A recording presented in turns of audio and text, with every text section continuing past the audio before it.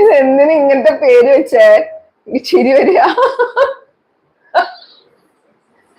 അയ്യോ, കറക്റ്റ്. ഇട്ടത് ഭാഗ്യ. ഷർട്ടിടൂല, ഷർട്ടിടൂല. എന്തായാലും എന്തൊരു, എന്താ പറയാ, എന്തൊരു ഭാവനയാണല്ലേ ഇവർക്കൊക്കെ ഇങ്ങനൊരു പേരിടുന്നത്. ഈ കൊച്ചുങ്ങൾക്കൊക്കെ പേരിടുമ്പോ